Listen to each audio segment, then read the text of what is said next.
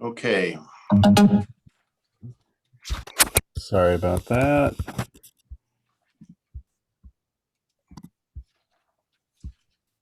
Is everybody on the list there, Jonathan? Yes. Okay, thank you. Would you call to order, please, Mandy? Trustee Path, Here. Trustee Brian Swanson, Here. Trustee Dawson, Here. Trustee Carolyn Swanson. I think she's still connecting.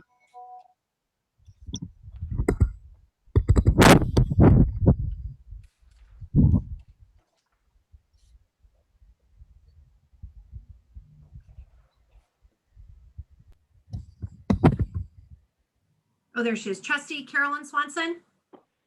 I'm here. Thank you. Superintendent Porras. Here. Assistant Superintendent Chin Bendib. Here. Thank you. Okay, thank you. This is a special meeting of the PGUSD Board of Trustees. It is virtual and it has a single item, which is a selection of a board member to fill the vacancy of Mr. John Walton. Tonight, the board will select an individual, and next meeting, we will have, I guess, it seems like it's Mayor Bill Peak to swear you in.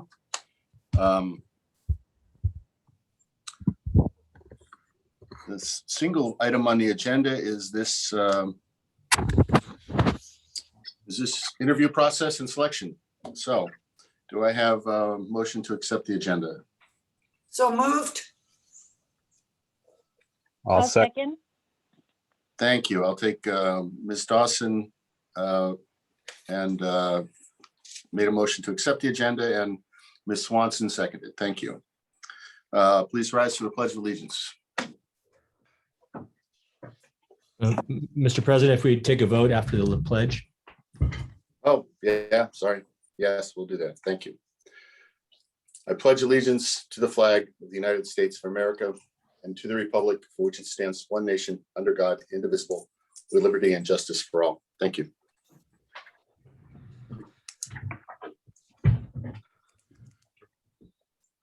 Mandy, could I have a roll call vote on the adoption of the agenda, please? Yes. Trustee Path, Aye. Trustee Brian Swanson, Aye. Trustee Dawson, Aye. Trustee Carolyn Swanson. Hi. Thank you. Okay, so good evening. Welcome, members of the public and candidates. Thank you very much for being here. This is an important decision for us and for the community, and the board really appreciates your interest. We're pleased we have 6 members of the community that have applied for this provisional appointment. Board, earlier today or earlier this week, Mr. Vasquez withdrew his application and Mr. Bingham withdrew his application. The order of this will be tonight. Each candidate will have up to 10 minutes to speak to the board. You may speak about anything that you wish. The order is alphabetically, so it will be Garcia, Hazen, Miller, Morales, Rivera, and Shamas. We will then go around the board and ask candidates questions. Clarifying, board, you may ask other questions if you wish. You're asking about the candidate, so anything that you feel clarifies the candidate for you is fruitful. The candidates will be given the opportunity to have a summary statement and ask the board questions he or she may have.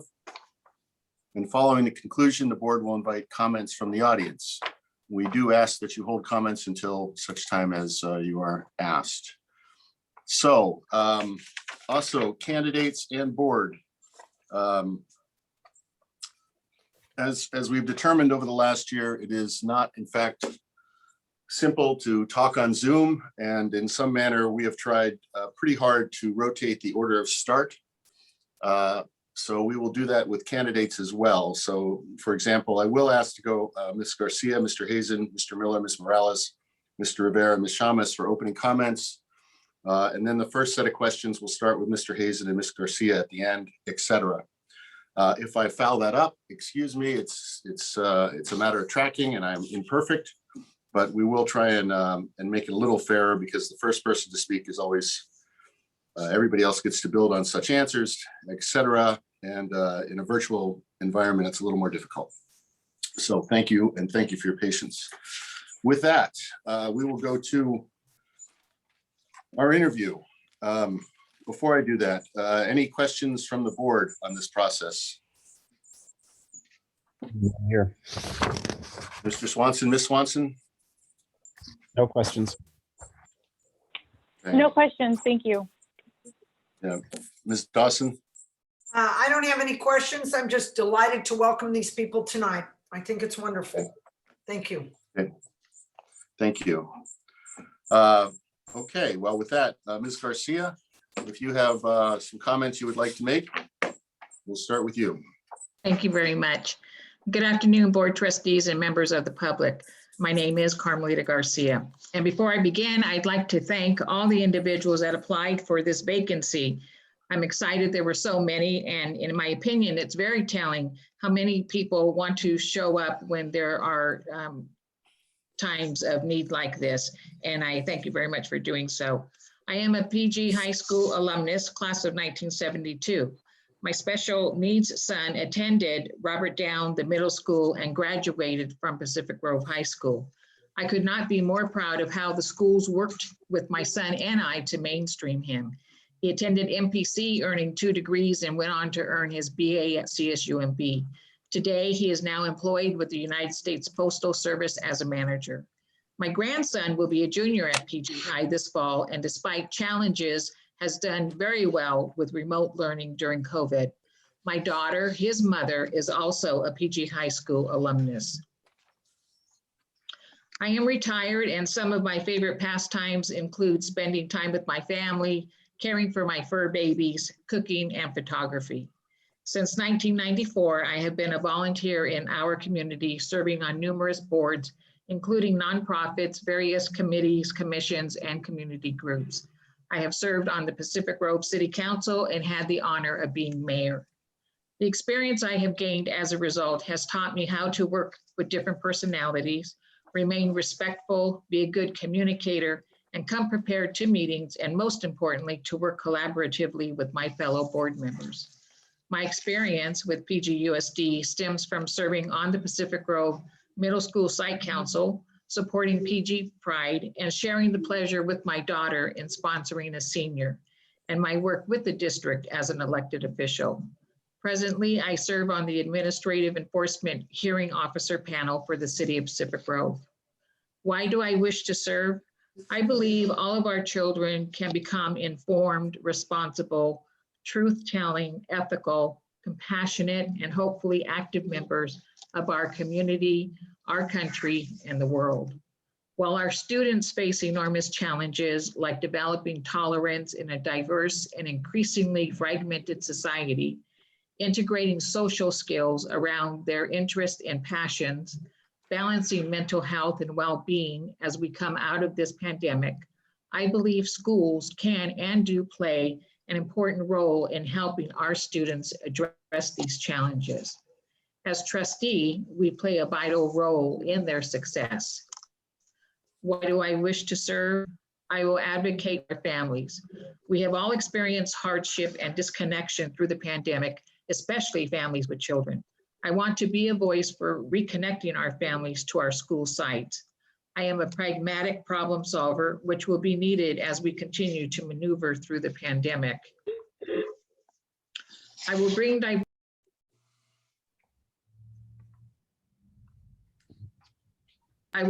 diversity and representation to this board, as leadership roles should reflect the community in which they serve. I will be responsive to the values, beliefs, and priorities of our school community. In closing, I possess the experience, dedication to our community, our children, and a strong desire to answer this calling to work together with you on our PGUSD board. I appreciate your time and consideration, and congratulations, class of 2021. Thank you. Thank you, Ms. Garcia. Mr. Hazen. Dr. Hazen. No problem. Thank you very much.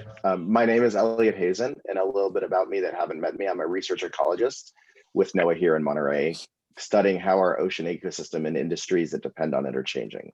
I have 2 kids in the district, Griffin graduating 1st grade today, and Phoebe graduating 5th grade heading to middle school.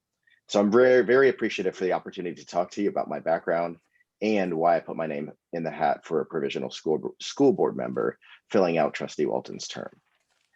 So my daily job is built on collaboration and team building, as science, like teaching, is not a single person enterprise. So I work very closely with 12 employees directly and collaborating with many more. I handle large budgets every year, including fundraising, and am involved with the hiring and evaluation of employees, while also participating in fiscal planning each year. And lastly, I drive a research program that is nationally recognized. So I hope that some of my successes would speak for themselves. I would say that collaboration is one of my strongest skills. And as a federal employee, I understand what it means to be a public servant. My job is for the good of the people, and it may sound corny, but I ensure that all the work that I am doing is of value to the people that I serve. And I would bring that same perspective if chosen to join the school board. My scientific background also grounds my perspective in a fact-driven approach towards decision-making, which I think should be central to any board like this. Part of my affiliation with the local universities, both UC Santa Cruz and Stanford, in addition to working more and more with CSUMB lately, I am involved with the mentorship of PhD students and as well as guest lecturing and teaching courses. I have learned pretty early on in my mentorship that not all students are the same and there is no one-size-fits-all approach towards mentorship. I'm encouraged when children are exposed to multiple ways or multiple learning styles in order to tackle a problem. For example, here are 3 different ways to do the area model of division as part of SWAN math. And at a recent school board meeting, some of the high school students presented on proposed changes to curriculum. I was both incredibly impressed with both their presentation, but also their thoughts more broadly. And when children have a voice and engagement in our learning, the results usually speak for themselves. We have a student representative on our school board who we do not see on the call today, but I would love to see more student representation, of course, if there is interest on school site councils as well. I personally attended both private and public school, for private for middle and public for elementary and high school during my education. So I bring multiple perspectives to this board, to this position. And there's a reason that we all live in Pacific Grove. It is a special community. And I believe very strongly that investment in PGUSD is a benefit, not just to our children, not just to our families, but the entire city as a whole. Technology in the classroom should not be a crutch, nor should it be a hindrance, but it is a way to maximize learning opportunities while hopefully minimizing the stresses of day-to-day activities. We really put that through the ringer this year with distance learning. It was an unfortunate test, but I would say that PG passed thanks to the commitment of everyone involved, parents, teachers, staff, IT, and the kids themselves. But when you pass a test, it's still important to think about how you could have done better, how you could improve for next time in terms of technology in the classroom. At the same time, the lack of after-school programs such as BASRP and busing for most students this past year, we need to make sure that the long-term effects on equity from distance learning are minimized or at least mitigated moving forward. We should be thinking about future scenarios where technology can help with sick kids that might be able to learn from home rather than being sent to school with the sniffles. Again, technology could be a boon if implemented correctly. So I recognize we are a strong school district, and I'm not here to try to bump the train onto a new track. I want to keep ensuring that the strengths of PGUSD remain while exploring creative ways for future growth. For example, I feel foreign languages are important, and I'm not interested in having them replace something we already are doing, but instead figuring out creative ways to have them be part of the daily routine. Past efforts towards extracurricular foreign language learning were fully prescribed, which in my mind speaks both for the interest in their support and for their success. Learning languages while young has been shown to be a boon for both brain development, but also cognitive skills later in life. We live in a multicultural world, and being a responsible citizen requires a recognition and understanding of others. So learning language is just one of many important ways we can grow our children to be global stewards. So if chosen as a school board member, and I really want to make it clear that there will be no love lost if I am not chosen, as I am both impressed with the number of qualified candidates that I'm virtually standing beside, but my role would be to help provide supervision and guidance to the PGUSD superintendent and senior administration, help maximize our teachers' abilities to do what they love, which is teaching, and to make sure that PGUSD continues to support all of our children first and foremost, those with IEPs, ESL students, those underperforming, particularly in the wake of distance learning, but also not leaving behind those that are average or above average as well. So thank you very much for the time to speak with you, and please do let me know if you have any questions. Thank you, Mr. Hazen. Mr. Miller. Thank you all for being here tonight, and thank you for listening to me. I'm actually going to go shorter than 10 minutes, which everybody knows is unusual for me. I've lived in Pacific Grove my entire life. I attended Forest Grove School, kindergarten through 6th grade, the junior high school, which was 7th and 8th grade at the time, and the high school, the class of 1973. I continued my education at MPC, where I tutored economics, and from where I received my AA degree, graduating first in my class. I then went to UCLA Film School, one of only 40 transfers accepted that year, and I was told I was the only transfer accepted from a junior college. My career has been mainly in the entertainment field. As a promoter, I did shows with the likes of Ray Charles, George Strait, Neil Young, and Dwight Yoakam. I've worked in film as a writer and associate producer, and most recently promoted music and food festivals.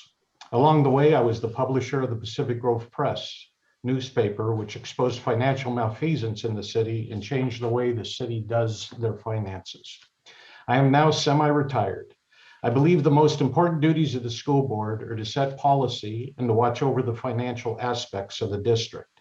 While doing so, the board is responsible for making sure all students, regardless of their abilities or limitations, are guaranteed a stellar education.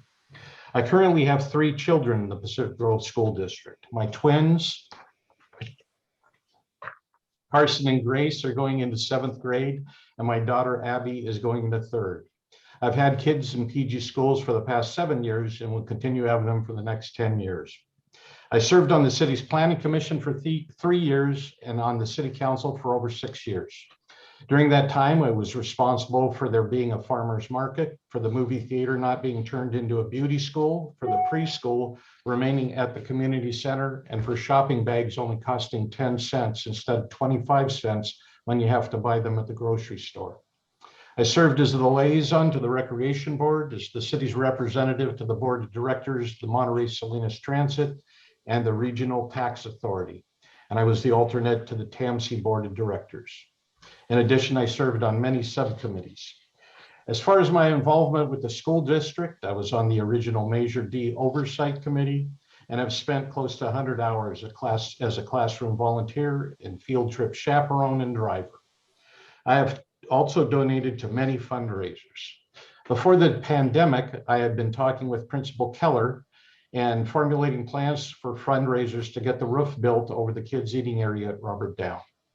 My wife has been a teacher for the Monterey Unified School District for the past 14 years, having done her student teaching in Pacific Grove. Through my kids and her, I am well versed in distance learning and the day-to-day operations of school classrooms. In addition, my mother was the school secretary at Lighthouse and Forest Grove schools for over 30 years, so I'm very well aware of what goes on in an office. My mother went through PG schools from kindergarten at what is now Robert Down School to graduation from the high school, as did my 2 uncles. They are now in their 90s. My 3 siblings also went through PG schools. I watched 4 nieces and nephews go through PG schools, and currently my nephew has 5 kids in PG schools, in addition to his being the president of the Forest Grove PTA. So I have quite a history with the district, past, present, and into the future. I have input on a regular basis from many friends and acquaintances who have children at all the schools, so I'm up to speed on everything that is going on. In the last election, I ran for a position on the school board. This was the second time I ran for school board. The first time being in 1985 when the district was going through the upheaval of downsizing. My reason for running this time was because the district is going through some major changes because of the pandemic. I feel that I can contribute to perspective and some insight gleaned from many years of involvement with the district. My kids mean the world to me, and I want to try and help make a difference in the education they and those in the district are getting. Some are not as fortunate as my kids, and I believe it needs to be a priority for all children in this district to have the same opportunities and education that my kids do. In the election, I received over 3,400 votes, which means about half the people who voted for each of the 2 trustees who prevailed also voted for me. I was willing to step up and give people a choice and make a commitment for a discussion of the issues. I ask that you take into consideration the votes of those 3,400 people a scant 7 months ago. I appreciate your time and consideration as your consideration as your appointee, and look forward to any questions you may have. Thank you very much for your time and consideration. Dan, thank you very much. Thank you. Our next and trustees and candidates, if I switch forth between formal and more informal, I apologize. We are at the end of a week. Ms. Morales.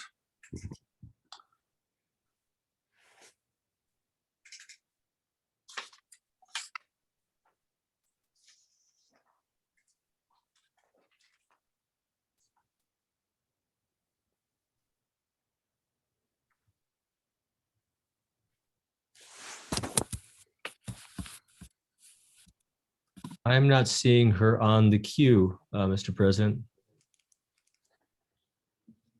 Okay.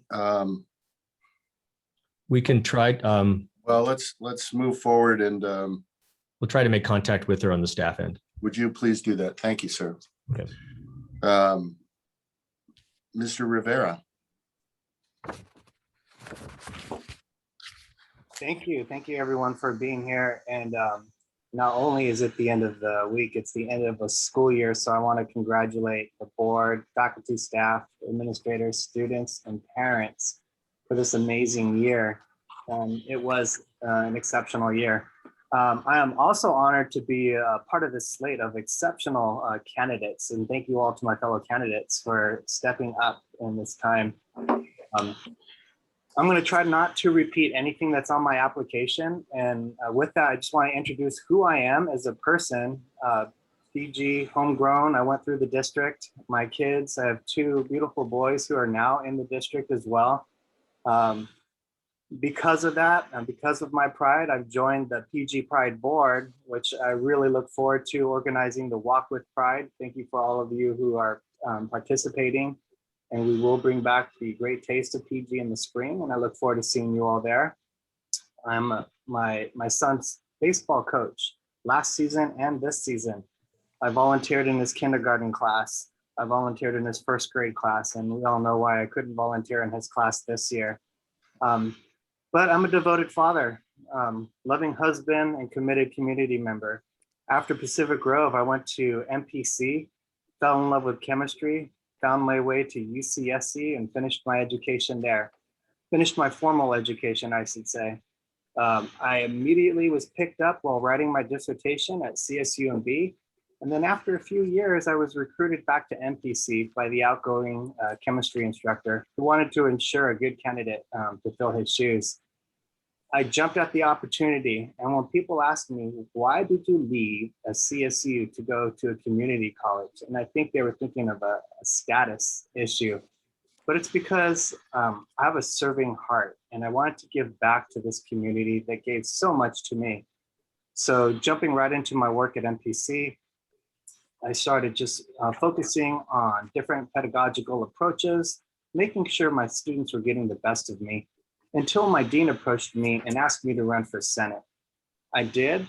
I'm on the academic Senate now. I'm also serving as the Senate Vice President, and it's only representative to the statewide academic Senate, the AASCCC. In this work, I feel that a lot of my duties parallel the duties of a trustee.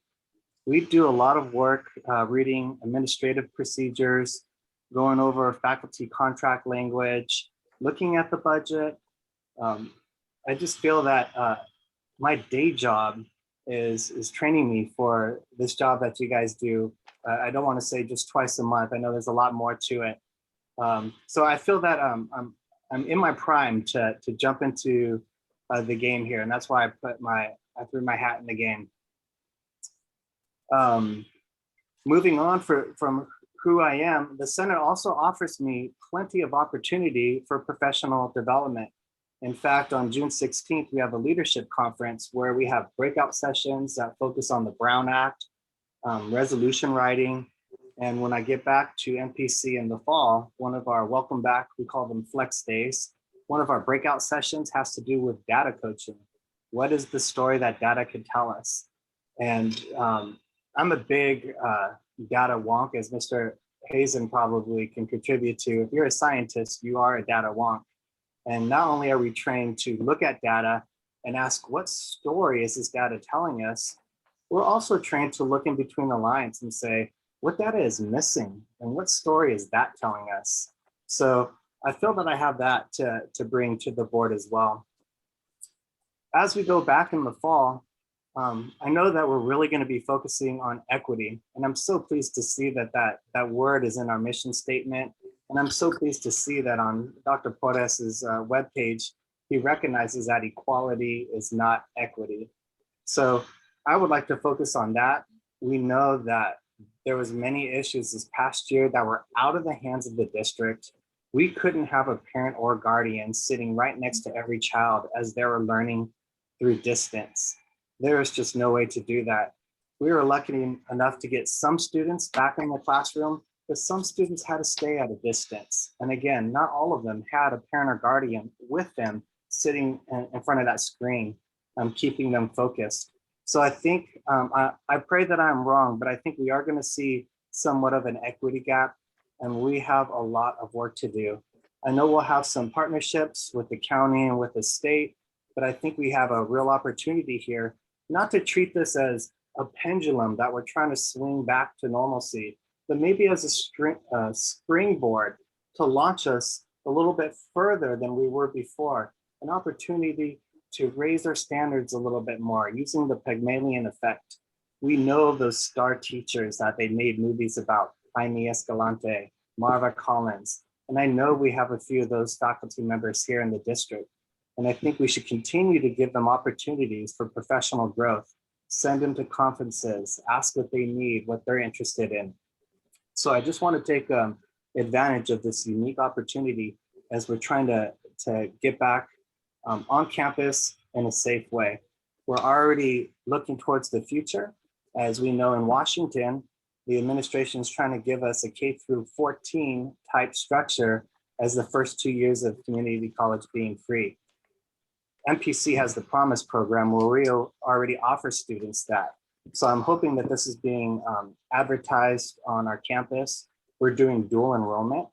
Congratulations to the 16-year-old Miss Garcia in Soledad, who's getting her diploma and 4 AAs because of dual enrollment. So we should expand that program. We should make college something that is the next step, not a what if, but just a when for our students. And I want to be a part of that program. Again, I hope you consider my candidacy.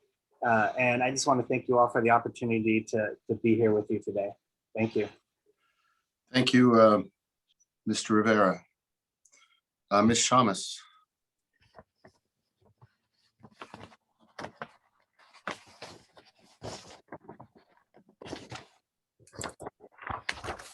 Afternoon.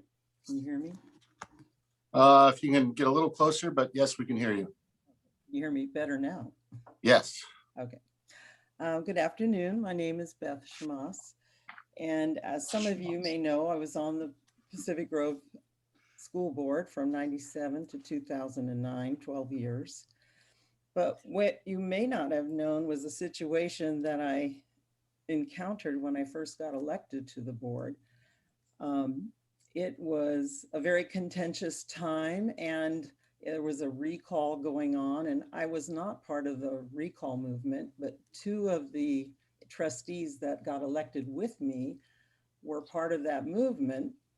And so when I got on the board, there were 3 people that were really kind of wanting to get rid of the superintendent, and 2 of us that were neutral and open to working with him. So it was a very tense time to be thrown into a new situation.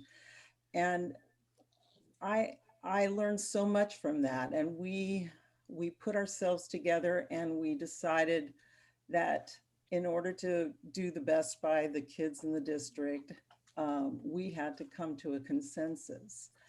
And so we did, and that does not come easily. And so we worked on that, and we trained, and we asked the county superintendent to come and train us and help us become a board that is effective. And how do we manage different viewpoints? So I was most proud of that time that that started me out on a hot seat. And so during that time, we hired the superintendent at that time. After we went through all of this, he decided to leave. So we hired an interim superintendent. Then we had to go out and find a new superintendent.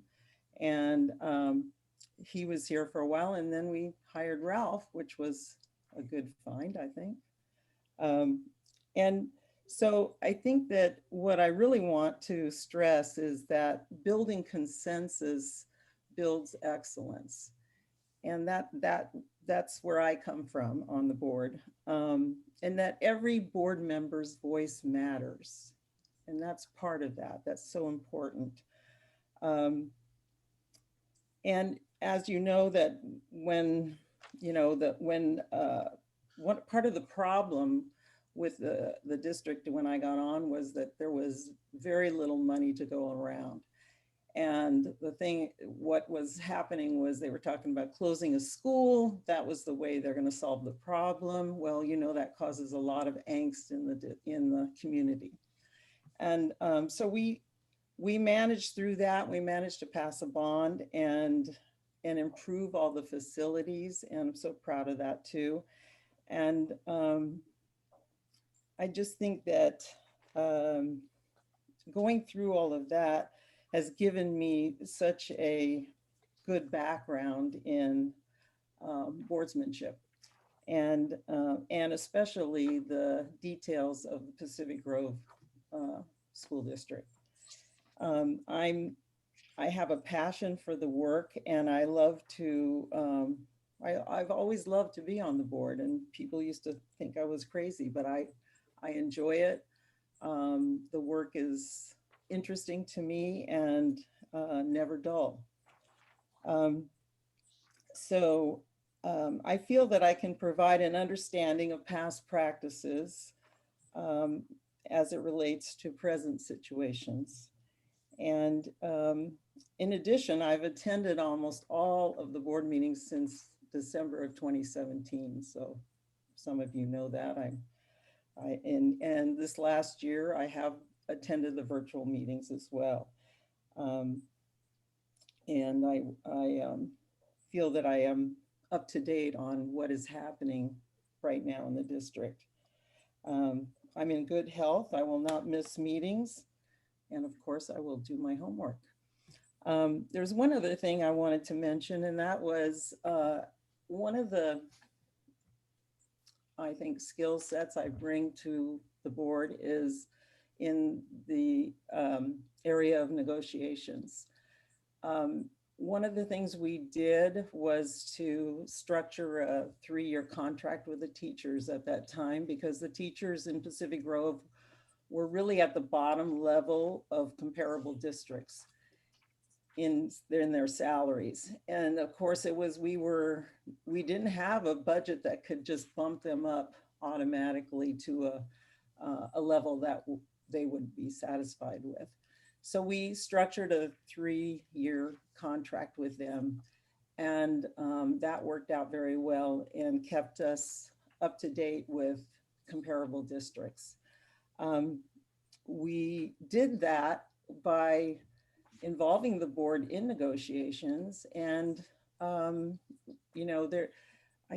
can't remember the exact name. It was not win-win, because win-win had been a while ago, but it was similar to that in terms of how you approach negotiations. And it's a shared interest format that we used, and it worked well. And so I just want to offer that as a something to think about in terms of if you're considering me to be on the board. I have the time to be on the board, and I look forward to meeting with you. And I do also appreciate everyone else who has put in their application. I think that's so representative of this community. And I think it shows that Pacific Grove schools do a good job, because we do keep those people here, and that's something to be so proud of. Thank you. Thank you, Miss. Thank you, Beth. Thanks. I have listened to Beth on the board for any number of years, and I apologize. It's been like 15 and I still mess up your last name, and I apologize. It's on me. In any case, board, we're going to go through here in a minute. Questions, what has typically happened, and this will be the third time that I have sat through this replacement. So when you ask a question, really we'll go through and kind of ask every person that same question. And as I said, I will try and start with a new person every time as we go through. And if you have multiple questions, go ahead and just continue on your roll. And then we'll go through again in the same order. So I am going to start with Brian, go to Carolyn and Christy. Board, I'd like to point out that we do have one other candidate who cannot be reached for comment. However, there's nothing at all that says they have to be here for this vote. So in terms of actual voting, that is strictly up to you. So take that as you will, right? We cannot presume to understand why or how at this point. So we will actually start with Mr. Swanson.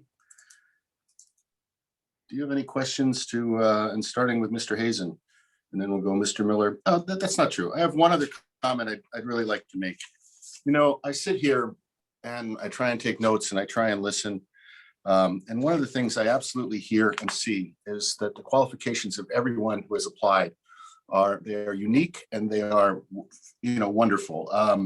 Mr. Miller, you know, you have run for city council, you have run for school board. Running in an actual election is putting it all out there. Mr. Miller, I would like to comment on one thing you posted a while ago where you actually complimented your candidates, the opposing candidates in this last school election, where you said very positively, actually, these are also very good candidates. And I was so impressed with that.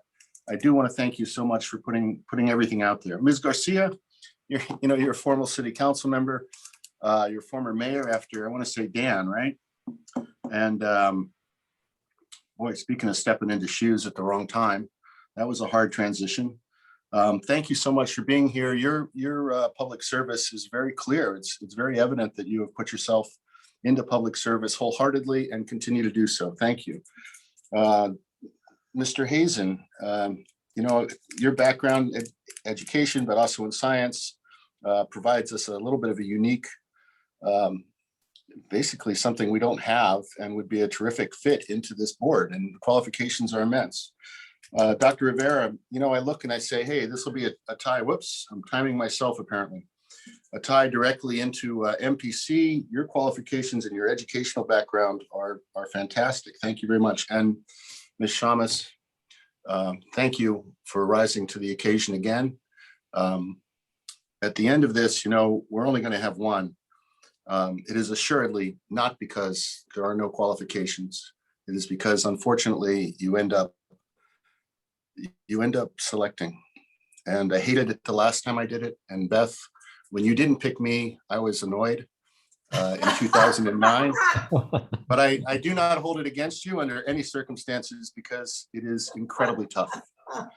It is incredibly tough, especially when the quality of candidates is as we have. So forgive me for that interlude, but thank you all so very, very much. Thank you all for being here. Thank you all for really stepping up. Okay, Mr. Swanson, do you have any questions, starting with Mr. Hazen? My first question, I'd like to start with you, President Path, if I may. Do I have to go in any prescribed order, or can I, do I get to ask one question of one person, or remind me of the process here again? if Well, you- it's hard to remind you of a process you haven't ever lived through. The what has happened in the past is we've tended to try and be even-handed and ask the same question of various people. Some of them may have just answered it. That is what we have done. If you feel that you don't need that answer from anyone else, I think that's okay too. But if you have distinct questions you'd like to ask, it's up to you. Yeah, I have different. Before we go forward, I would like to say that I think much like interviewing potential teachers or admin, that the same question should go through the whole ranks. I don't think we should pick and choose. I think speaking of equity, I would have an issue with that. So even if somebody's already answered it, they could be succinct, but I think everybody deserves a chance at the question. There you go, Brian. Well, that makes it tricky. Because, if Let me I'm just go through.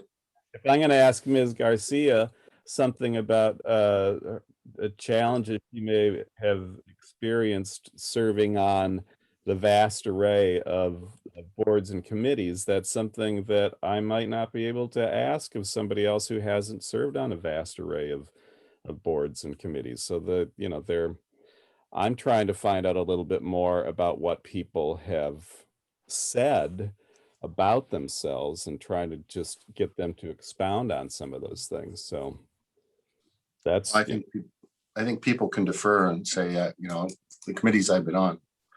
So it's up to you. I would prefer we actually try and give most people the same set of questions, and they can answer any way they wish, which is so. all right. Then I'd like to have a minute, and because I had a whole bunch of questions that are specific to individual applications here.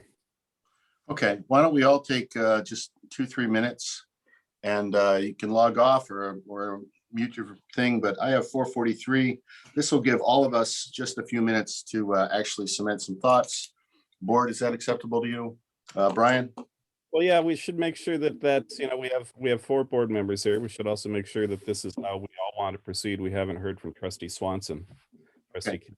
About the questioning as well. Okay, Ms. Swanson? Oh, thanks, Brian and John. When I was reading through the flow of the evening, I did see that we were going to ask clarifying questions, which to me sounds like kind of what Brian was going for, is the clarifying specific to each candidate. And then I kind of was thinking there would be 2 categories of questions: the clarifying questions, as well as an introduction of new questions. And those questions would be asked to every candidate in the same format. So that was kind of what I was thinking. I'm not the majority, of course. I'm an individual on the board, and so that's where I was coming at it. So I've got a mixture of both types of questions. Okay. Ms. Dawson, is that okay with you? We'll have some of each. No, it's not. And I can be overvoted, I guess. I mean, to me, I certainly understand what Brian's coming from, that somebody's been on a committee, but I think that can become a generic question. And please share with us times you've worked in a group and what's been challenging for you and how did you overcome that? So even though it might be specific to committees with somebody else, it might be specific to just job, or parenting or whatever. If we're looking at problem solving, I think that goes across the board. So I have to, you guys, I just have to stand, with my original thing. I just don't want someone who didn't get asked something to not have the chance. So that's how I feel. Okay. Well, we could do that by a vote very quickly. My feeling is that I think people will answer questions. It's hard to have a debate format. It's particularly even harder when people are not in front of us. Yeah. I would prefer to go ahead and try and formulate things in the broadest possible sense. But if you have specific things You know, what we would end up with is consensus here that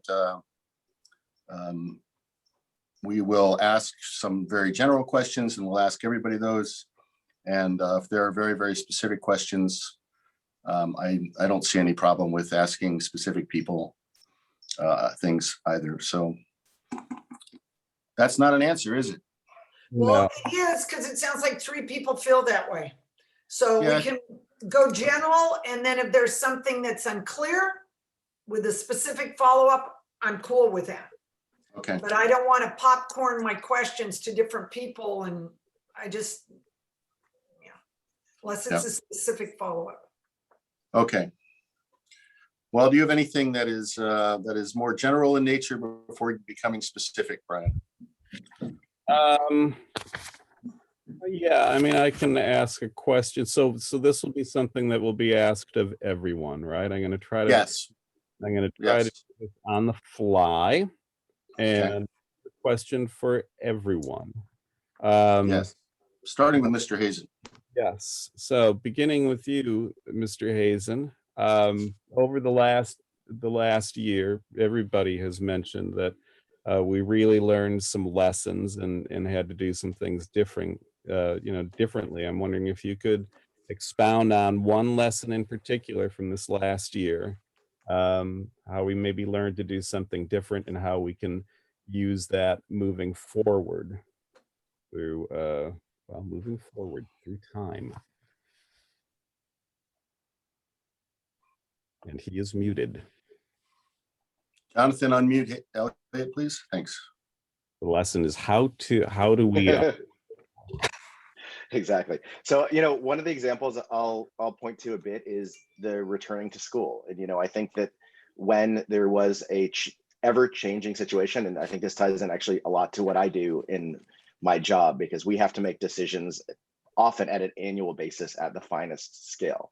And frankly, when you're dealing with rapidly changing conditions, that's not possible. And the fact that, you know, there was a lot of effort put into the AM/PM module for hybrid learning, yet at the last moment when we were seeing, thanks to the vaccinations, a decline in COVID numbers, you as a board were able to come together and come up with a new plan of 4 days, again, about 9 to 2, each day, other than Mondays, that I think was a huge success over what the original planning would be. So I think one of the lessons is adaptability, frankly, and whether that's on the part too of the teachers that had to basically go in distance and then go back in person, and then in the case of my daughter's 5th grade teacher, go back in distance and then go back in person. That adaptability and that transition period is something that I think is going to be more needed in the future, and something that we had to learn with, I would say, in a way that I don't think most school districts have had to in the past. Great. Excellent. Thank you. Mr. Miller?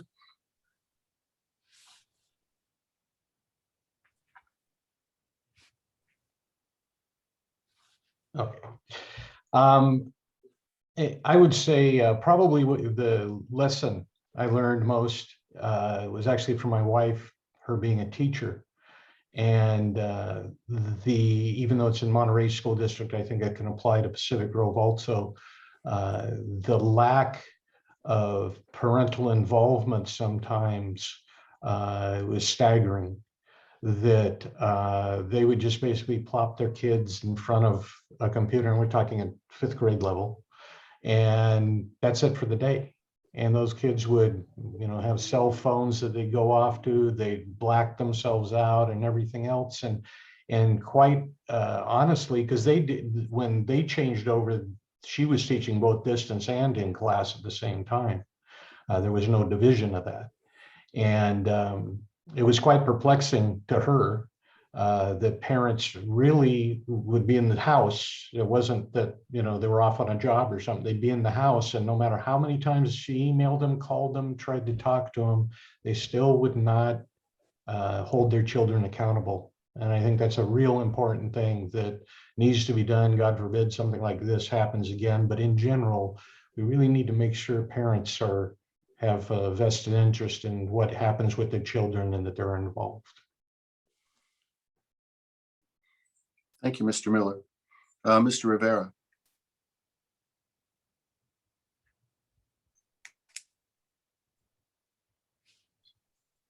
Thank you. Excellent question. The first thing that popped in my mind is grace, patience, and understanding. It was challenging. I don't have to let you guys know how difficult this year has been.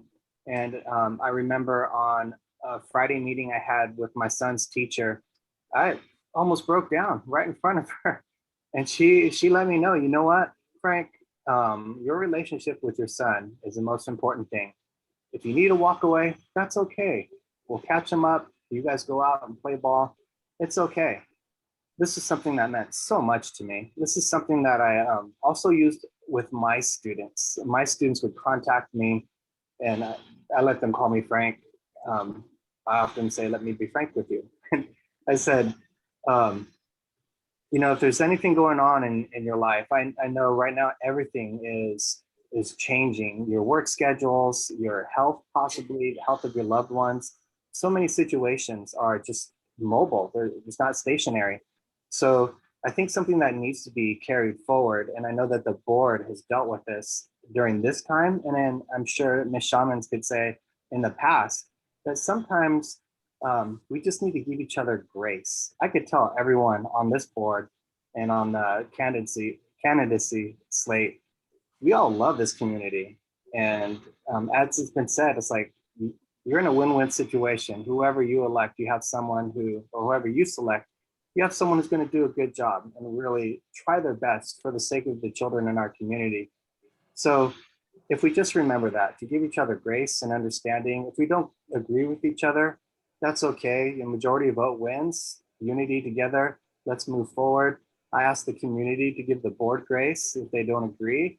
And the board to give the community grace, as sometimes they can get a little angry with their comments as they step forward. Thank you. Thank you very much. Ms. Shamas.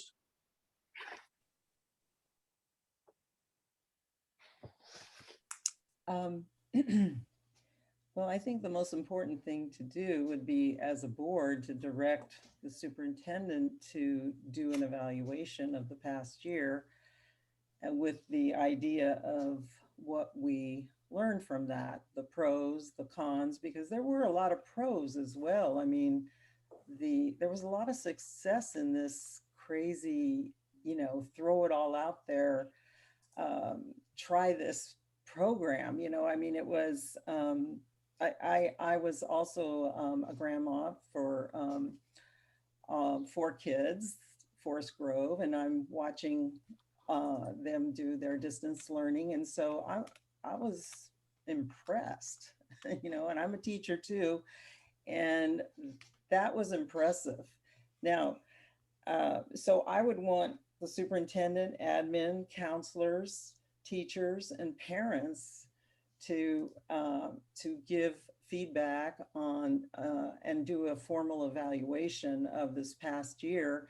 And what do we learn from it? What do we need to still be working on? What's new that we need to work on? What are the wonderful things that came out of it that we can build on? Thank you so very much. Ms. Garcia.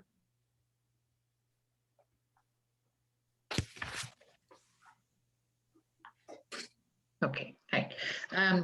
So I think lessons learned, what first comes to my mind is imagination. When I look at the end of this school year and how the students and the teachers and the families, faculty, the board all came together to be able to create a way in which these students could celebrate what they had accomplished this past year in a very, very challenging time. Also, another thing that comes to my mind, lesson learned, is that children are resilient. They can come through just about anything, in my opinion, provided they have the proper type of support. And I think, you know, looking at my grandson and his homeschooling, he's done a phenomenal job only because of who's been on the other side of his laptop. So those are two things that come to my mind when I think about lessons learned. Thank you so very much. Brian, other questions? Sure. No, you know what? We can go on. We have 3 other board members here. I'm sure they. Okay. So go ahead. Ms. Swanson. And start with Mr. Miller, please. Okay, thanks, John. And hello, Mr. Miller. My question is, this is going to be asked to all the candidates. Can you identify a recent board decision that you felt strongly about, and also describe how you would, if in those shoes, how you would balance community concerns, student needs, state and federal, county laws, staff considerations, as well as your own personal values and beliefs to determine how you would vote on it? Off the top of my head, it probably would want to choose one that all 4 of you voted in favor of, rather than one that I was on the polar opposite of you, and that would be the idea of making there be divisions within the city, district elections. This goes back to the concept once again that somehow we're not, people aren't getting elected that represent the community, whereas I think the problem is they don't run. Seeing the MPC school board, which now is made up of 3 women of color, a woman that's not of color, and a man not of color, and they do trustee elections. Or you look in Salinas, where there's now 4 Hispanics serving with a mayor that's not of color. So and they have district elections, and they were forced to have district elections. Since we're kind of putting the cart before the horse, there was a worry that we're somehow going to be sued because we are not representative on the council. I think or on the board of trustees, we're very representative of this community. In fact, the last election, we sent a woman of color in a city that's less than 2% Black. We sent a woman of color to be on the board of trustees at MPC. So there gives you one that I'm a little bit at odds of what the board of trustees voted. It wouldn't be the first time I've been on the short side of a vote, but you guys were up there, and I let you have your opinion because you were the ones elected at that time to have it. And obviously, I would have been outvoted if I was there at the time. So I try not to make decisions based on fears, but realities. And I'm still looking forward to seeing just how this city would be divided into districts that would guarantee any kind of election of a diversified board. Thank you, Mr. Miller. Mr. Rivera.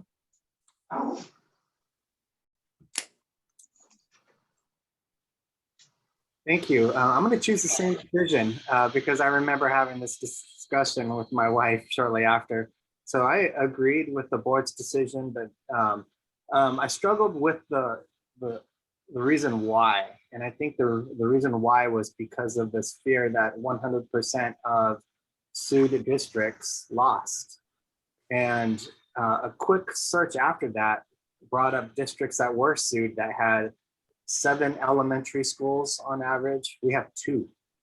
So I also would have asked more questions, such as, could we look at the history of elections? How many candidates of color have run and lost? Where were they from? What region of our small community did they live in? Were they concentrated in one area, or are they all about? Again, these are asking those questions about the data that is missing, that is not there. What story is that telling? So although I I do agree with the decision, and even in my application, I had this vision of trustees from representing all of the schools that we have in our district. I would have asked a lot more questions and not. I just felt that there was a fear of being sued, and I think we should do something intentionally because it's what we want to do, not because we're told to do it. We need to make decisions that we feel is best for our students. Thank you, Mr. Rivera. Ms. Shamas.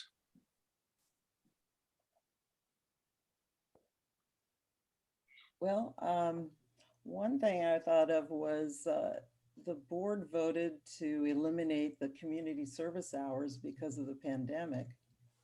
And that was brought forward. The high school principal thought that was a burden for the high school students to perform these required hours. And I think I would have wanted to broker a deal there, you know, split the difference somehow, because I was on the board when we put that in there. And, you know, I think it has been a really good value for our students. So I would have liked to have seen some way that we could have offered something to the principal that he would have felt would be doable. Because the more I thought about it, I thought, you know, there are hours that students can be doing that might actually be really good for them in this pandemic, that they could actually earn some credits for in those volunteer times. So that would have been one of my voices on that vote. Thank you, Ms. Shamas. Ms. Garcia. Thank you. What comes to my mind, and I'm not really informed about it though, but what was quite evident was not having formalized crossing guards for school. And I know folks stepped up and were able to get volunteers to help in the interim. And also another thing, I watched a board meeting, a recent one where faculty presented I guess a upscale or a very different type of science program. And the board approved it. And I was glad because I believe it kind of goes beyond the standards of what is currently being taught, which I think is very, very good. So that's all. Excuse me. Thank you, Ms. Garcia. Mr. Hazen. Yes, am I allowed to answer with two quickly? Answer what you wish. Yes. Okay, so the first, I just was going to follow up on the postponing volunteering requirements because that was actually my original answer before it was mentioned. And it was one of those where I was hoping there might be some creativity applied. And I think that's a situation, not that it would be a requirement, but maybe there would be opportunities for volunteering to help out with other students in terms of advisement, et cetera. That could have been implemented. So but that's also one of the things I recognize that I'm not I don't get to see the behind the scenes closed door meetings. And there may have been a lot of that we just simply did not see as the public. The other one I was going to mention more in detail was regarding, I think it was the Monterey-based swim club that was swimming at the Pacific Grove High School pool. And I think this was actually one that was a 3-2 vote. So it wasn't a universal carried by the board. And the thing about that to me was really important is we knew this was very difficult times for our kids. And that this was an opportunity to get kids or let kids remain active and have activities that keep them outside with friends, again, staying in shape, in mental sanity. So it's one of these situations where I felt that was the kind of thing, again, in the face of lawsuits, it probably was part of the reason for trying to keep it closed in case COVID was spread, but figuring out ways to come up with more safe activities for our kids would have been something that I would have liked to do more of, not less. Thank you, Mr. Hazen. Ms. Swanson, other question? Thanks, John. Let's see. I'm checking the time too. Do we have a time that we need this meeting to be ended? Dr. Porras, did we put an end date time on there? If you have another question, ask another question. No, we'll check into it. I don't think we specified, but We said we 4 to did. 8. Yeah, we said 4 to 8, but Yeah. you know, I expect we'll be done before 4 that. days. Okay. Okay, thank you. This is a shorter question. I'd like to hear from our candidates kind of how they see their role interacting with our community, how they see community relations and advocacy, what they see as their role on the board related to that. Okay, we'll start with Mr. Rivera, please.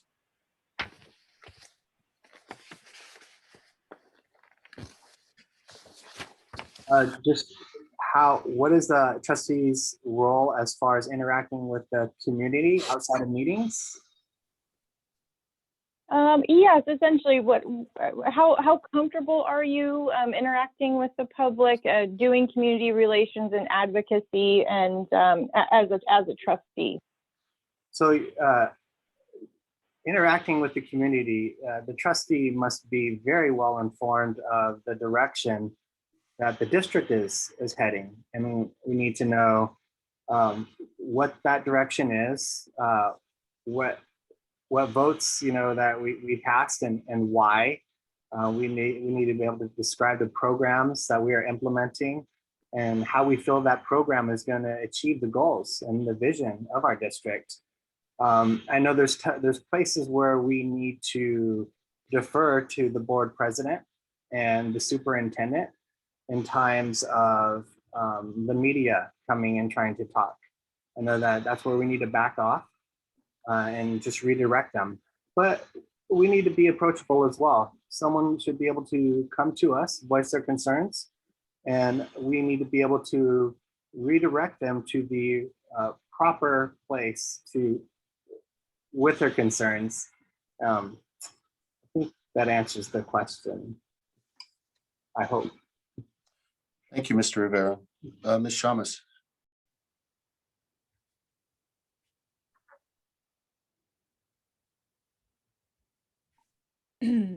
Yeah, I think it's so important to be responsive to our community members. Many times, you know, they don't really know how the board works or maybe how this hierarchy of administration works. And if they have a complaint, the most important thing is really to hear that complaint. I wouldn't want to just say, oh, wait a minute, go talk to the principal. I mean, I think it's helpful to hear a person out on what's going on with them without trying to solve it for them, just helping them express. And that helps them kind of get in touch with what's going on for them. And then you direct them to what's the appropriate person to be talking to. But definitely, you know, we are representatives. If you're on the board, you're a representative of the community. So you must be responsive to community people who reach out to you. You follow your board regulations and you follow Brown Act and you do all of the things that you're supposed to do as being appropriate. But you definitely are a welcoming person to anyone who wants to reach out to you or ask a question.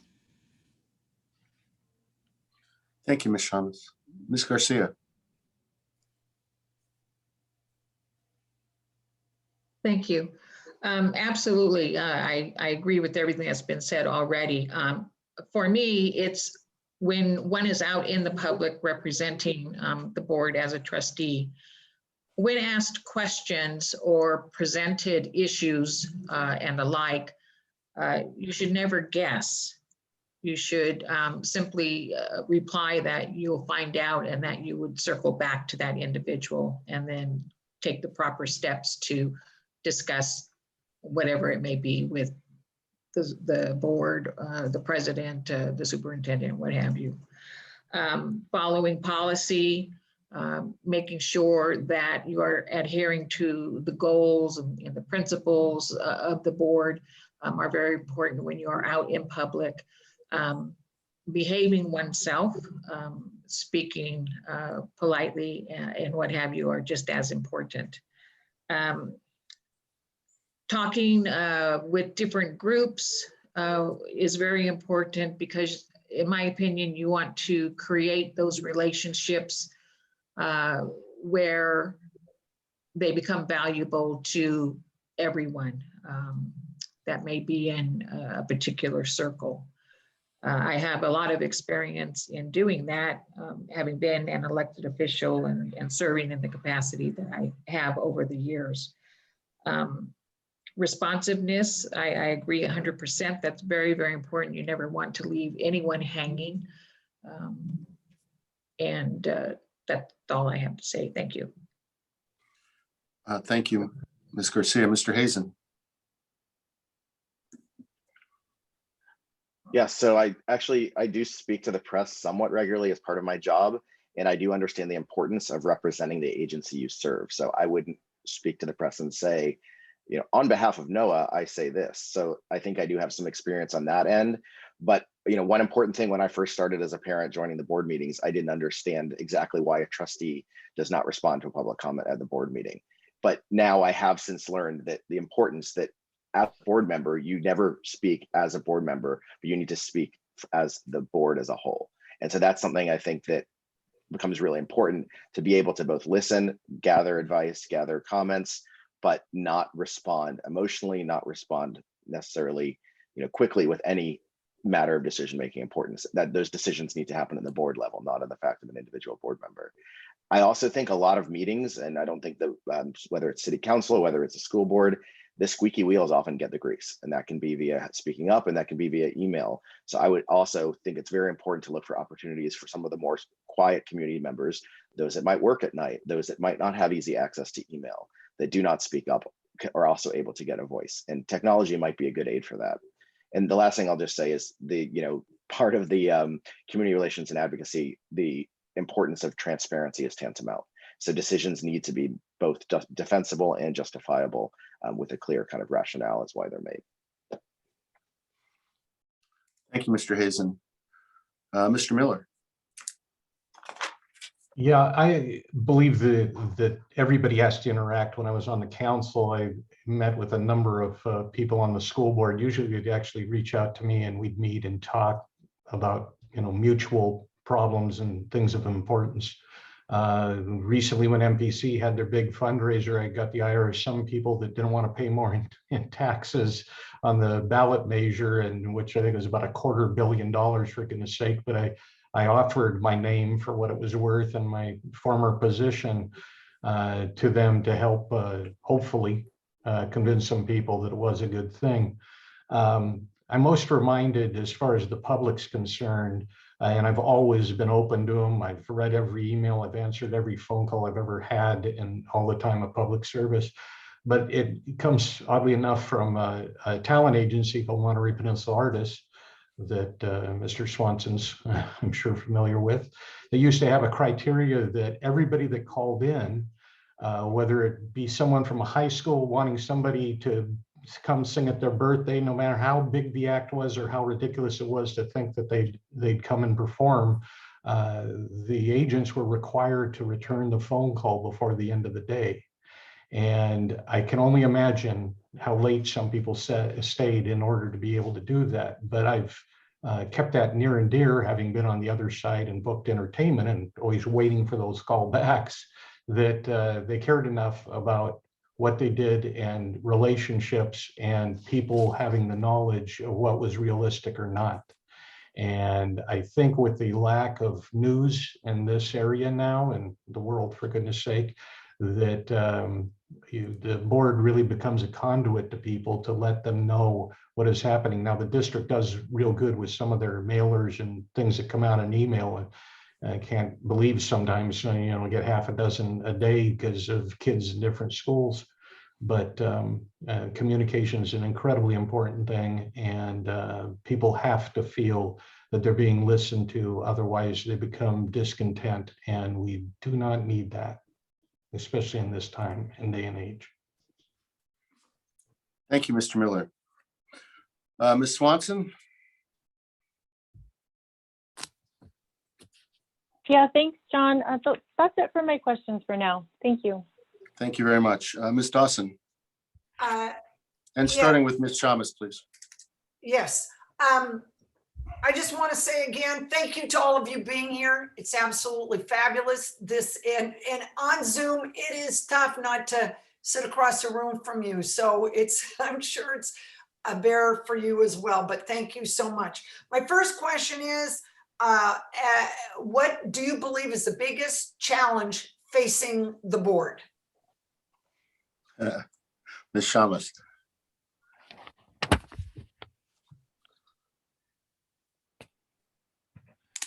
Other than finding a new board member, that one doesn't count. Yeah, that's a challenge for sure. I think the greatest challenge right now, of course, is recovering from the last year. And that definitely will guide every decision you make, I'm pretty certain. And beyond that, I think, setting goals. I'd like to see kind of a long-term goals being set, like a vision that, and maybe what you do is you use this past year to kind of craft that vision for what you'd like to see the Pacific Grove School District look like maybe in 5 years. I think when you set a longer term goal, it helps everybody. It helps everybody, every year you're putting these goals together, but if you have an overarching 5-year plan, it really helps you when you are putting those yearly goals together, and it helps the superintendent and everyone, the budgeting, all of the components that go into really making a goal achievable and lasting. Okay. Thank you. Thank you very much. Ms. Garcia? Thank you. I agree. Trying to reel back from last year and the pandemic and transitioning our children back into school. What is that going to look like? Well, it could look like a lot of things, actually. And having said that, being able to address and deal with the issues that may arise as a result of being back in the classroom, wearing a mask, social distancing, and what have you. Also, I believe that there will be needed resources to help with mental issues as the students come back to school, and also for staff. This remote learning this past year plus, and then having to go back and teach in person. There's going to be, in my opinion, a real adjustment period for that. And also, not saying that students don't understand the seriousness of being back in a classroom and adhering to the social distancing and other protocol. But there may be some acting out and what have you as well. Hopefully not, but I think we kind of need to be prepared for that. So having said all that, I think really the number one issue is this transition back to in-person teaching. I think there's going to be a number of issues that fall out as a result and will require quick response to them. So thank you. Thank you, Ms. Garcia. Mr. Hazen? Thank you very much. Yeah, I would say the same is going to be an issue in terms of recovering, and not just from the past year, but planning for future such disruptions as well, as how do you have plans in place that are able to respond more quickly. But one issue that has come up on past agendas is the discussions about kind of organizing or combining elementary grades at Forest Grove and Robert Down. So this is K through 2, potentially at Robert Down, or 3 through 5 at Forest Grove. And I remember when teachers were moved from Monterey schools to other underperforming schools within the district, and there resulted in a lot of teachers leaving. So I think a big question, and it's on this one specifically, but I think more broadly to the board, is how do you improve equity while not harming the extreme successes that have already been achieved? And I know that's a very difficult question, and one that will be very difficult to move forward with. And I'll just say lastly, along those lines, in partnership with the city in terms of how we deal with increasing housing costs and teacher retention.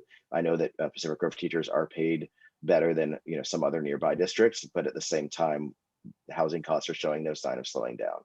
So I think those sort of partnerships need to be considered for future proofing our successful district.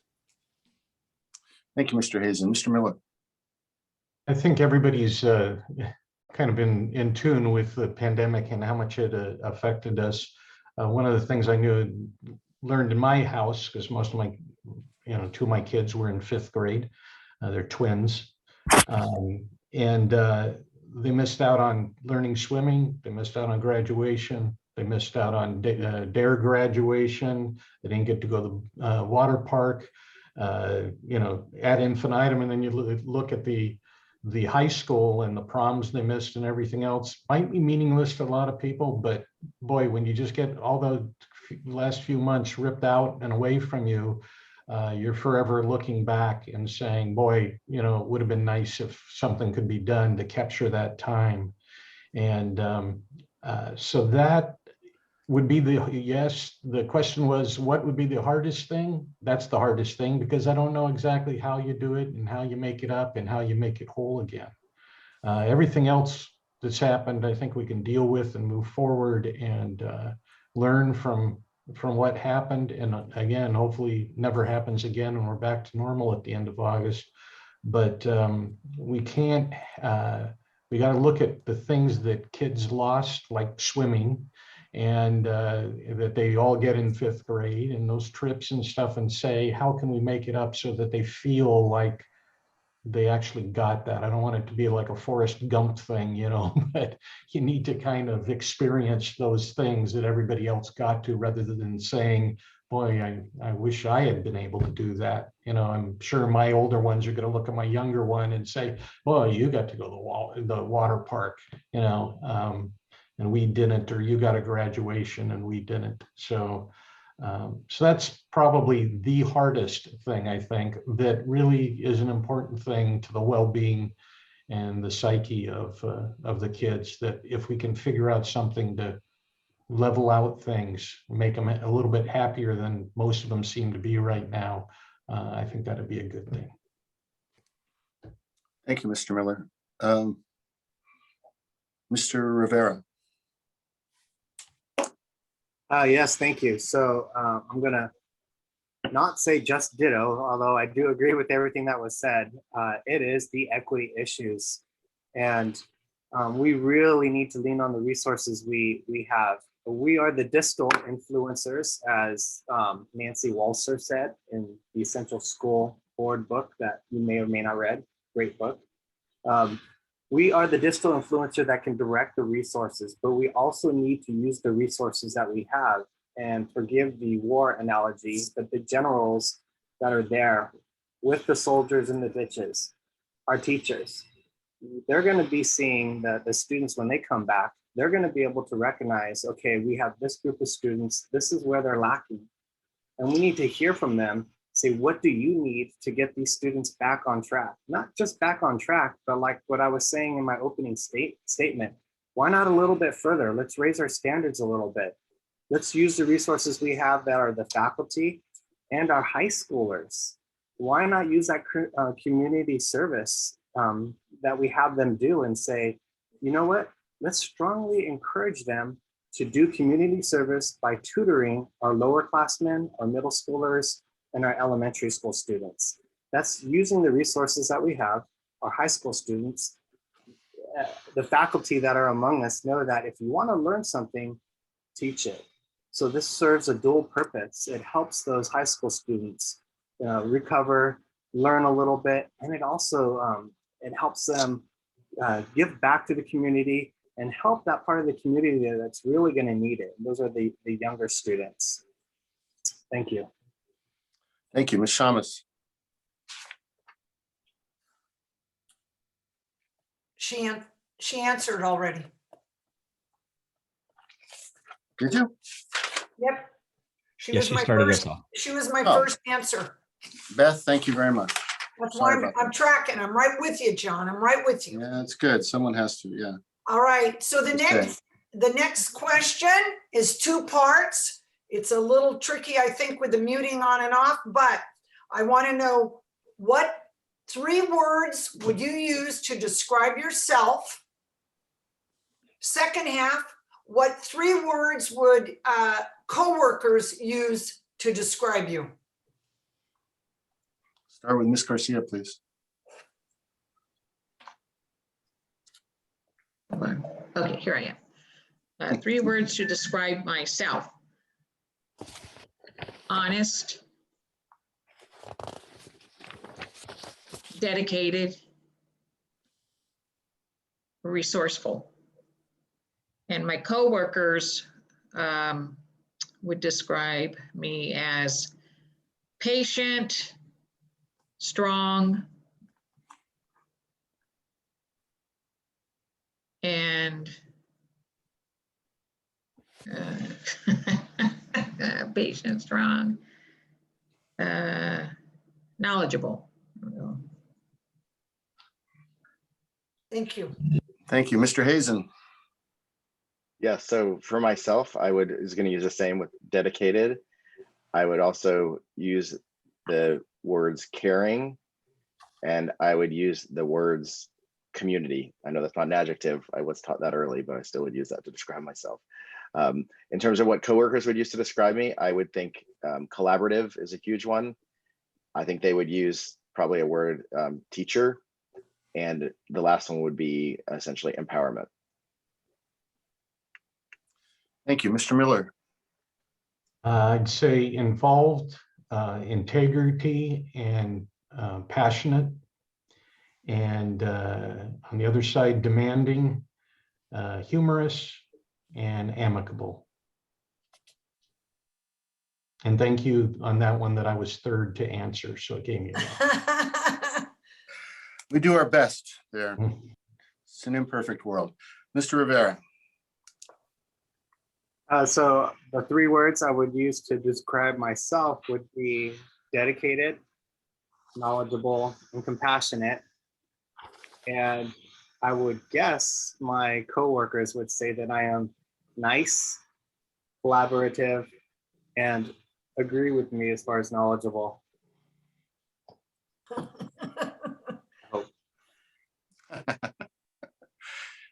Ms. Shamas.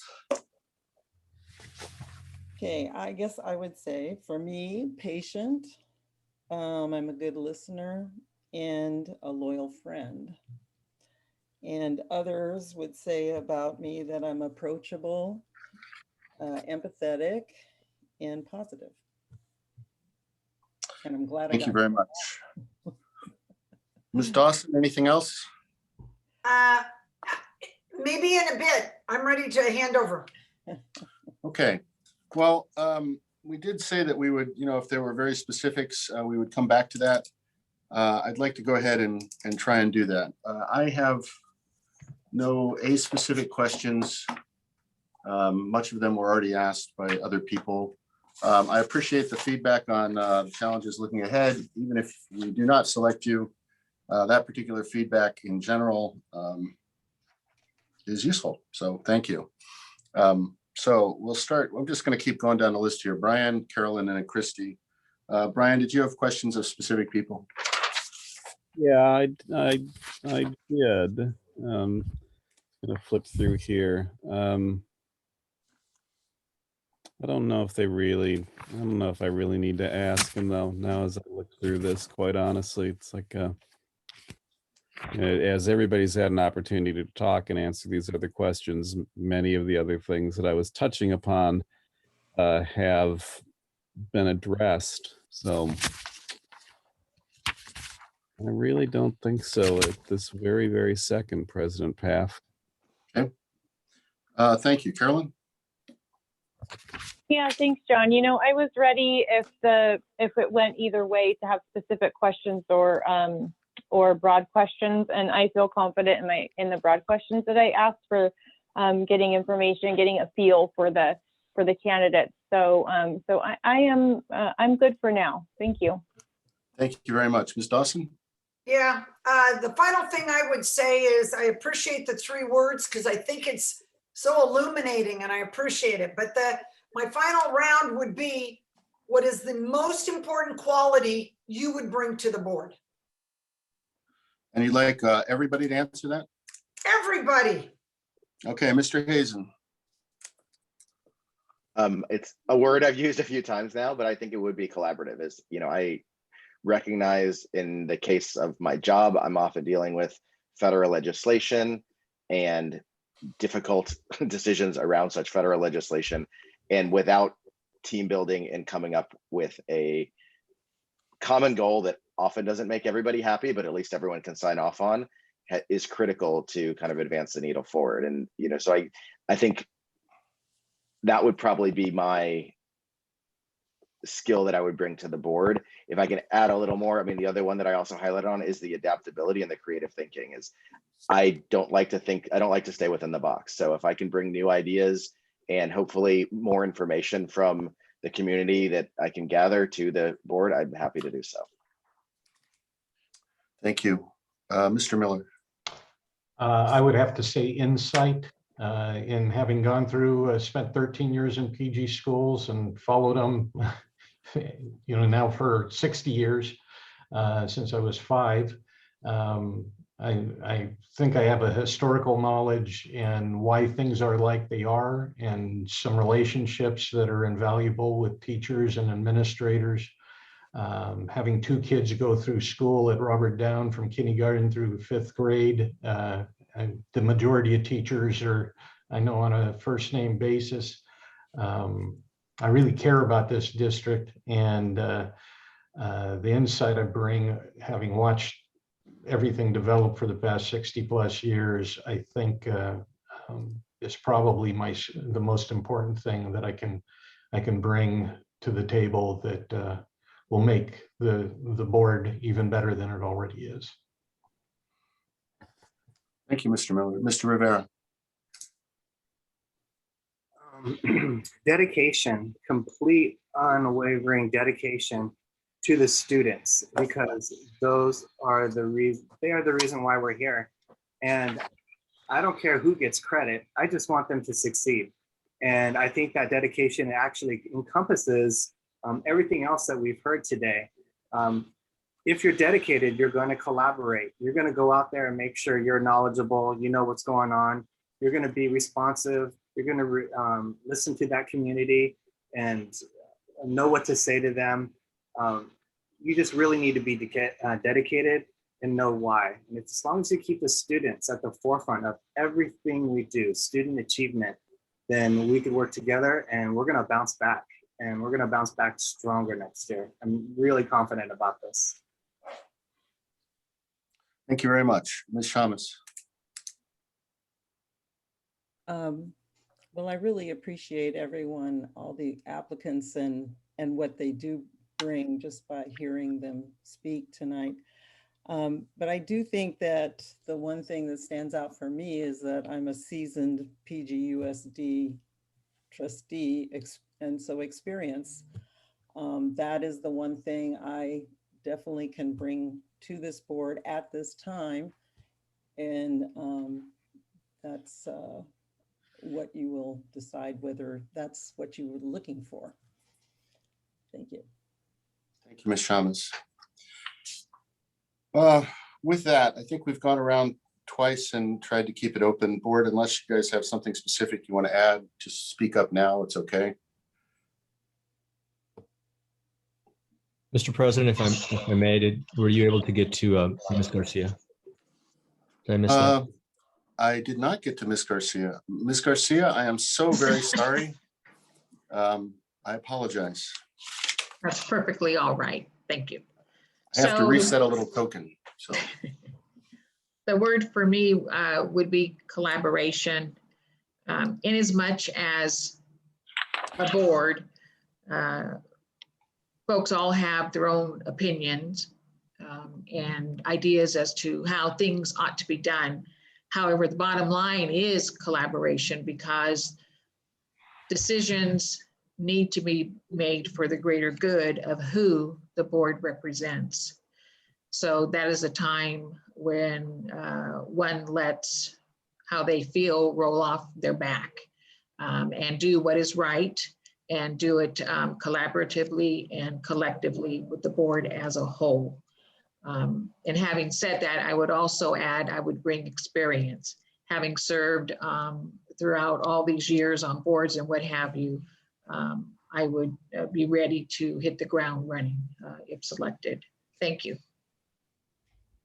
Thank you very much. And I apologize for having accidentally skipped you. That's okay. Thank you. Appreciate the understanding. With that, in a moment, we'll go to public comment. Please limit your comments to 3 minutes. And, we do ask you avoid repeating what's been stated. You may second a point, say, I firmly agree with that. And the board will be listening. We won't be replying, of course. But if there's public comment, let's open that up.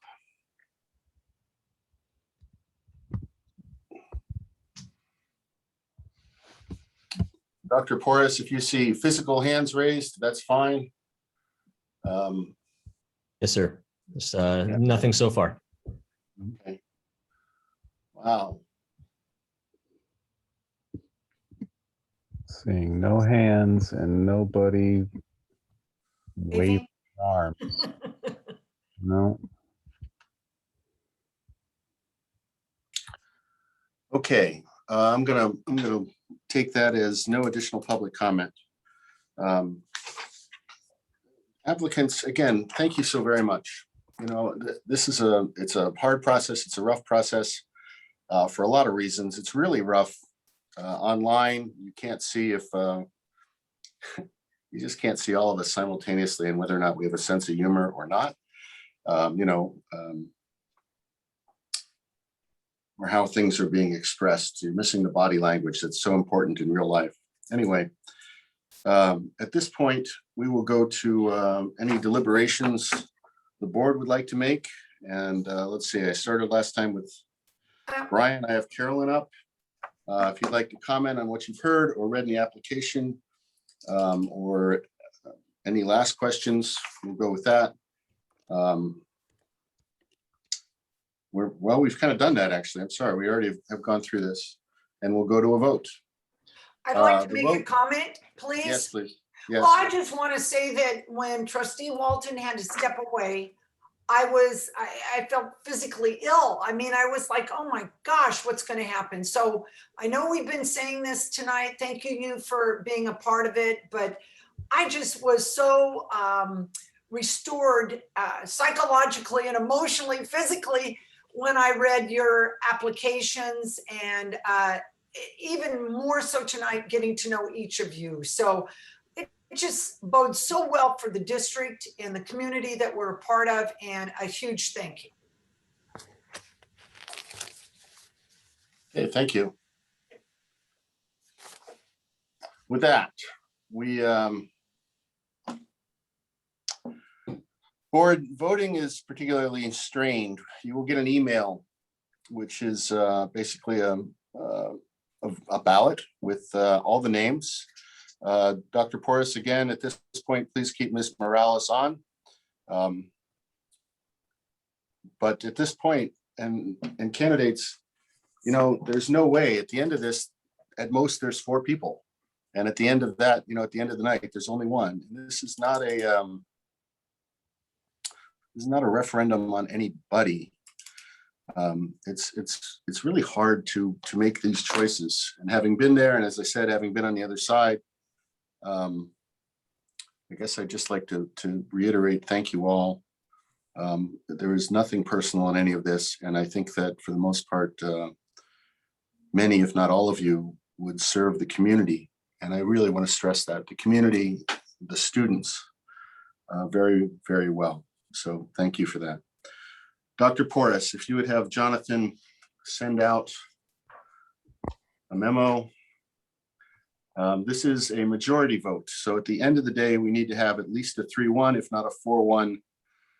Sorry, 4-1 would be a little odd. Let's call it a 4-0, if not a 4-0 vote. And it also, board, this happens in two processes. We vote for candidates, and then after we settle down with a majority, we end up having a ratifying vote that accepts that this candidate is suitable. So with that, Jonathan, if you would send that out, I think this part will be very dull for those in the audience. Sorry about that. We will be doing it privately. The only person who sees these initially is Dr. Porras. Am I correct there, Ralph? You're correct, Mr. President, and we will make sure to print out all of this for documentation that we need to have. So we'll have it all covered for you. And I'm just going to confirm with Mr. Mejia verbally that he sent out the emails. Previously? He's sending it out now. Okay, It's been sent. Okay. Should come to your district email. yep.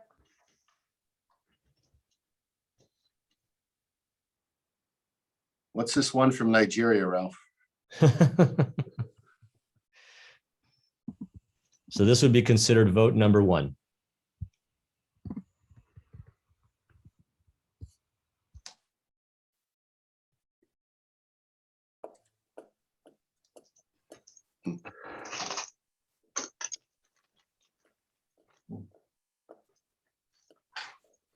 Now, forgive me, it's going to take me a minute because I want to make sure I get this right.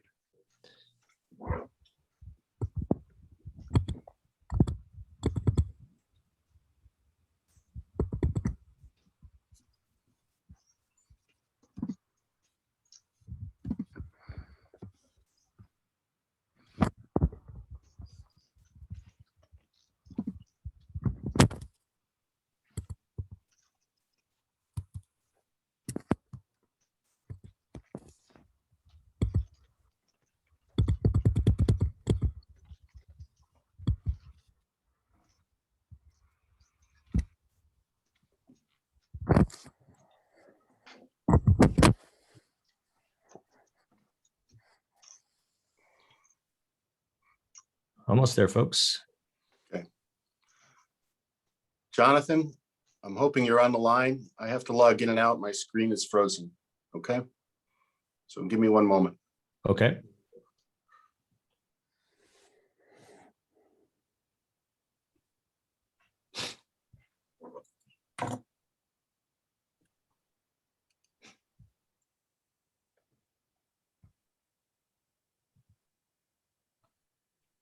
We'll wait for Mr. Paff to get back on the line here. I am back. Thank you very much. I let him in, he's here. Okay, Mr. President, we do have a majority of votes for a candidate. And in this case, there's a majority of votes for Mr. Frank Rivera. Wow, terrific. Terrific. Mr. Rivera. Well, that's good news. One vote. For the rest of you, again, Ms. Garcia, your service to the community has been, tremendous over the years. I know that. Elliot, I appreciate you stepping up. Mr. Miller, your service to the community, and again, the willingness to actually go through an election, which is just one of the most painful things I've ever done personally. I applaud you. Thank you so very much. Ms. Shamas, thank you so much for your service on this board. Thank you. I look forward to seeing you in the future at our board meetings and to hearing your voice. And actually, that's true for all of you. So let us take a ratifying vote. What would the motion be there, Ralph? I guess I move to accept Dr. Frank Rivera as a board member to be sworn in on June 3rd. Does that work? That works. Do I have a second? Second, Okay, motion's made by John Paff and seconded by Brian Swanson. Roll call vote, please. Trustee Pfaff, Aye. trustee Brian Swanson, Aye. trustee Dawson, Aye. trustee Carolyn Swanson. Aye. Thank you. Thank you all so very much. This concludes. It is 6:47 on the day before a holiday weekend. To everyone online, to the other candidates, thank you again. And I appreciate everyone's assistance and help. Mr. Rivera, would you like to say a few words? A moment, we're getting him off the mute. Yes, thank you very much. Thank you so much to the board, to the community, and the fellow candidates. This is quite an honor. And as been mentioned before, everyone on this slate is extremely qualified. And I would encourage you all to run in the next election cycle. Usually there's not many candidates running in our community. Our children deserve to have the best of the best. So I look forward to seeing you on that ballot. Again, thank you for this time. Thank you all for being willing to commit to this, because some of you are retired, some of you have families of your own, and this is a serious commitment. So I would like to thank you for, with that knowledge, throwing your hat in the ring. And thank you, board. Thank you. Board members, would you guys like to add anything at this time? And I'm just going to go Brian, Carolyn, Christy. Brian? Yeah, congratulations, Mr. Rivera, and thanks to every candidate. I mean, I'm not the first to say it, but we would have been lucky to have any of you. And the fact that you put the time in just to prepare for this, we know that you're out there in the community advocating for the students every day anyway, and advocating for the community. And that's not lost, I think, on any of us at all, and greatly appreciated. And hope to see you at Trader Joe's, maybe without a mask. We can even recognize each other. 15 days, brother. Miss Dawson, or Miss Swanson. Yeah, thanks, John. You know, I couldn't help but think all these fantastic folks that applied, if we can somehow get them on committees if they're not already on committees. And I was just, my brain was just going through all the ways that we can somehow still capture all of their talents and their passion and plug it into our district. So if any applicant here is hoping to become a little bit more involved in our district, even if they didn't get selected tonight, please reach out to us. And we've always got opportunities for fantastic folks to get more involved. So thank you so much for spending your time, your Friday, essentially having it, feeling like a job interview looming over you for all this time. So I really appreciate it. It was probably pretty stressful, and now you can all just kind of breathe. So thank you so much for putting in the effort. Thank you, Carolyn. Christy? Just, I've said it ad nauseum. Thank you all so much. Thank you. Ralph, anything you'd like to add at this point? Thank you, Mr. President, and congratulations, number one, to everyone, of course, for stepping up. As I've mentioned many, many times, a trustee is a sacred role. You are taking care of our children and their families, and it's much appreciated. So congratulations to you all for applying, and of course, Mr. Rivera, to your vote onto the board. And I'm just going to comment that Mr. Rivera, the staff will be reaching out to you very soon, so we can set up an appointment and get you prepped for the June 3rd meeting, which is coming right around the corner. So I want to let you know that we're here to support you, and we'll be reaching out very shortly for you. With that, so today I watched fifth graders at Robert Down move up. Yesterday, we all watched, and board members, you didn't know I was there because I was late enough. I didn't want to interrupt, but I was behind you.